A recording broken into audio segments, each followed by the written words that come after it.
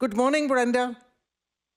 Good morning, Jenny. How are you this morning? I am good. I'm good. So, Brenda, as you know, there's been another shooting this morning or last night. And last night, there were shootings each of the days of the weekend, and almost every day last week. Most of them related to extortions. So, we're looking for a bit of an update from you, from your perspective. What is going on? Yeah. You know, this is so tragic in our city right now, Jenny. My frustration, I know the city's frustration, the residents' frustration and fear is over the top. Um, I would love to be able to give a positive message to people. I can tell you though, we need a better coordinated effort, and I can't say that strongly enough. I am very, very concerned. I'm not hearing from the JFO, the Joint Force Operations.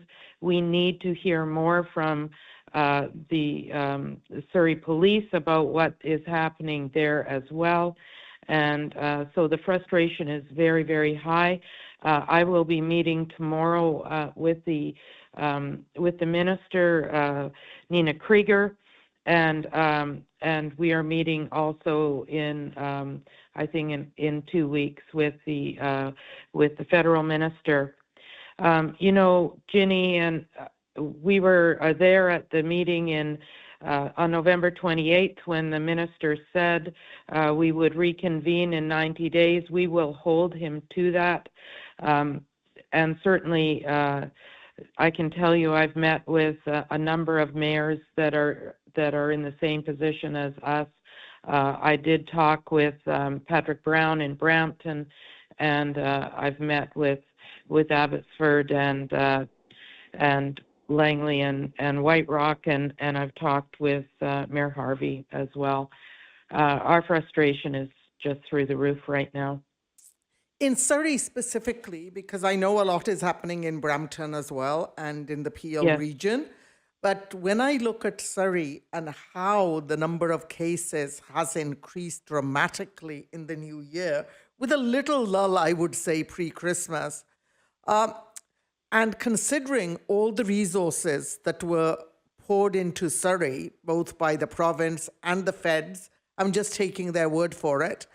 And now what we're seeing is instead of getting better, it seems that things have escalated. So where do you think the gaps are right now? Yeah, that's a fair comment. So one of the things that I think we said very clearly, and this wasn't just a number that we pulled out of the air, actually it was our General Manager of Public Safety, Brian Edwards, and in dialogue with Chief Lipinski, said that we needed 150 additional officers for surge quality people that know about dealing with this kind of policing.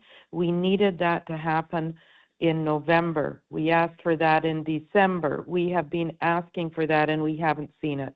And so that is really frustrating to me that we haven't been able to get that 150 additional forces. We certainly do need them, both from the province and from the federal government. But we have not seen that. So that is one thing we would very much like to see. We have, from the City of Surrey's perspective, we're doing everything we can think to do. Our policing budget has gone up dramatically in the last 2 years since 2021. We've upgraded our cameras. We've had 24/7 support for those cameras since last August, counter to many things that you're hearing out there. Those cameras have been operated and monitored 24/7 since August. We have a public safety department here at the City of Surrey that is second to none. We have the expertise right here. Surrey is doing what we can do. We are not seeing a coordinated effort either from the JFO And if they are, they're not communicating it with us, and we're not seeing it either. We're not getting the kind of communication we need from the police board or from the Surrey Police Service. So we need to see that BC Extortion Task Force step up. One thing that Peel has that is not here with the BC Extortion Task Force is they don't have the financial piece. So they're not including the financial piece in that dialogue, and we need FinTrack involved. Thanks for that, Brenda. One of the things is when the task force was brought in for the Lower Mainland, it is for south of Fraser mainly, we were assured, and when I look at the makeup of the task force, they have national, the international wing, the terrorism section, they have Canadian Border Agency, they have CFSEU on there, they have the RCMP, they have the SPS, they have the Abbey Police, they have the Delta Police. When I look at the makeup of that task force and the access they have to the resources of each of these organizations I have mentioned, it absolutely floors me. I'm flabbergasted at the lack of reporting and the lack of action. You mentioned that we were promised regular reports because what we said over and over again at those meetings where I was at as well was that it's the silence. People just get news reports, but if the police force and the task force is silent and are not giving regular updates, people believe they are doing nothing. And we don't want people to believe that. So I'm really not happy, but happy to see that you have put that out, that as the mayor of Surrey, a city that is just bombarded with extortion cases, that you are not getting updates from either the police chief or from the task force. And we will certainly be calling on them again. And I can tell you the same for us. We have been making a request for the police chief to come, but to no avail. He is not available. And we have made ourselves available to suit his timeline, and he is still not available. And that, to me, is not good enough. Brenda, I have one more question for you. What has begun to happen is what I feared. When people lose confidence in their police force, when people believe that the police is not doing anything, or at least not telling them what they are doing, and when the police is saying, we cannot provide you with the kind of security you are asking for, not even basic, except get good cameras and hire your own security guard, then people begin to take things in their own hands. And we have been hearing a lot about that. And this morning, I heard a report on Global that the case in the shootings in the Bear Creek area, the extortion shootings, that there were gunshots fired, allegedly, from inside the house, and that a full investigation is taking place there, not only as to who did the extortions, but on the individuals who fired back. That is my fear being realized. So what are your comments on that, Brenda? You know, like you, Ginny, that has been my fear all along, that people would take it into their own hands. And I know, and I have told other orders of government that very thing, that we know. We can pretend we don't know, Ginny. I know, and you know, that people in our city have been purchasing their own guns. We know that's happening in our city. It is very, very concerning, and it should be concerning to everyone. You know, I think it's really easy for people that are in Ottawa and people that are across the pond in Victoria to not understand the depth of the fear and the concern and the anguish and that we are fearing in our city right now. We are under siege. There's no doubt about it.